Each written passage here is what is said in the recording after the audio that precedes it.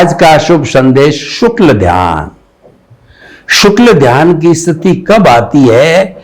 जब हमारी आत्मा की प्योरिटी बढ़ जाती है।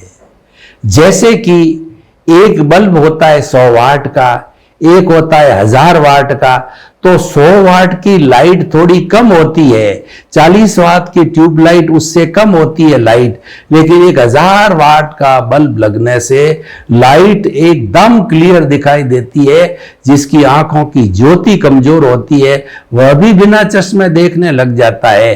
यानी कि वह लाइट की जो है इंटेंसिटी बढ़ गई, लाइट की डिग्री बढ़ गई। उसी तरीके से हमारी आत्मा के साथ में जो कार्बन शरीर जो लगा हुआ है वो धीरे धीरे संवर के द्वारा निर्जरा को प्राप्त होता है।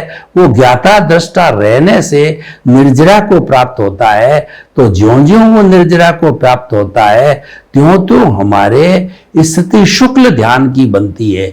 शुक्ल ध्यान उन्हीं लोगों को होता है जो मोक्ष के करीब पहुंच गए होते हैं, यानी जिन्होंने 12वां गुण स्थान वीतराग का स्थान प्राप्त करते ही या क्षपक श्रेणी प्राप्त करते ही उनके शुक्ल ध्यान की स्थिति प्रारंभ हो जाती है। शुक्ल ध्यान भी जो है आलंबन और निरालंबन 2 तरह का होता है।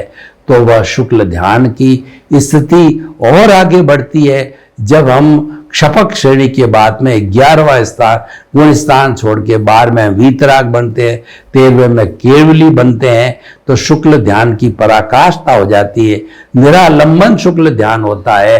और 14वें गुण स्थान जो मोक्ष की स्थिति, सिद्ध बुद्ध मुक्त होने की स्थिति होती है, वह संपूर्ण रूप से शुक्ल ध्यान निरालंबन ध्यान हो जाता है।